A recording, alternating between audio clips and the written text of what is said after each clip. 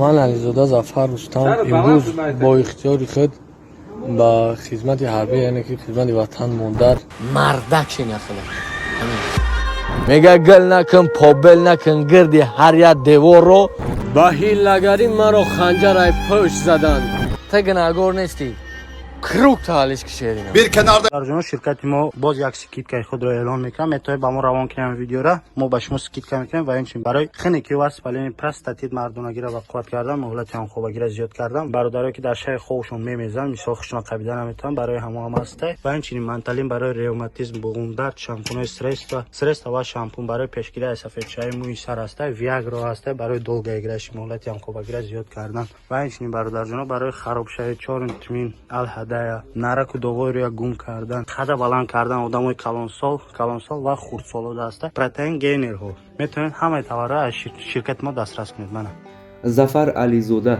با تخلصی حجیزه فکر میکنم که الکای پای بردید گپ سری نامی کی میرود. در حقیقت گپ سری نامی نفری میرود که عزیزی مردم گشته است و همچون بلاگری نقطه‌دان و دانشمند مشهور و شناخته است. ظفر علیزاده همیشه کوشش میکند که حقیقت زندگی اصلی آدم‌ها را بر رشته نوار آورده همگی را از جهالت و بدبینی و مردی و نامردی آگاه نماید. در حقیقت این دنیا کرای غم خوردن و یک عمر به یکدیگر بدبین و حسودخور به یکدیگر بدبین بودن نیست. این دنیا کاسه دور است و ما از خود به جهان باید نامی نکمانیم. این فلسفه حیات همیشه در نوارهای این جوانی با سواد دیده و شنیده می شود. حاجی زیزه محض با چنین حقیقت‌های با نمکش همیشه پیش قدم بوده باز کوشش میکند که جوانان را به راه راست هدایت سازد و خوب را از بد جدا نماید. ظفر علیزاده با نشر آخرین نوارش همه را لال و حیران گرداند. او در نوار دیده می شود که با لباس‌های افسری بابر از مردم دعوت به عمل می‌آورد که آمده در صف قشون‌های سرحدی در یک ردیف با او راست ایستاده ادای خدمت نمایند. من علیزاده ظفر رستم امروز با اختیار خود به خدمت حربی یعنی که خدمت وطن مادر با روبری کمیسر غویبزاده با خواهش خود به خدمت وطن مادر میرم و با جوانانی همچنین سال گفتنی دارم که همیشه پیوسته در روی وطن باشند و پیشرفت باشند در حفظ امنی وطن.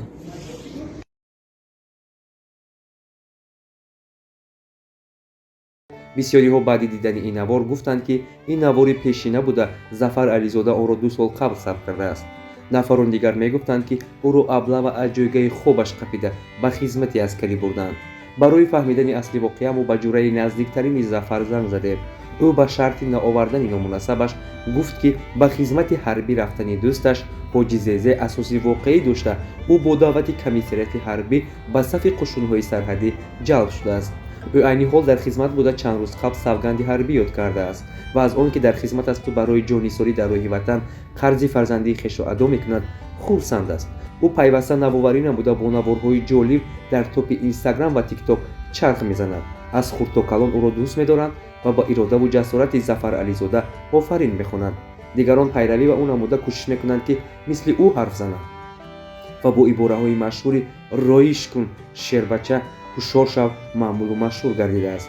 او از زمره بهترین بلاگران است و با دانش فوق‌العاده‌اش همیشه نوآوری نموده مردم را شاد و خرسند می‌سازد. کم کسان مثل او تez شناخته می‌شوند. بخشش که 1 دقیقه وقتی پروکیمت شما را میگیرم چخیلی که ما توصیه میدادیم برای دکمنتتون تمام شدن اکای بخره این ششتم هفتم رکلام ما که برادرو رکلام میکنیم شکرانای خدا که تازه یگان شکایت نشده از طرف یکا این یکا کوشش کرد که هر روزه همین مردمی که مراجعت میکنه گرین سبک زرو نشون این فرصت فرا رسید به دراخوزی بنویسه هر روز پشتی رستوران این همی شو تماشا کرده سی سحر خاطی وجه میتونی که برای حجت بگذرونی انا گفتن امونات که هر یک حجتی که نمیرسه چی کم بوده که داره ان شاء الله که اکای بخ خودش بوده براتون یاردمتون میته بچه چخچخی همشهری خدمونای ان شاء الله که برادر با باوریای اولش خداوند بعد دیمش به می اکای بخ سخت باوری داریم که به پدیدید میبره شما را گرین سمک زرو نمیاره.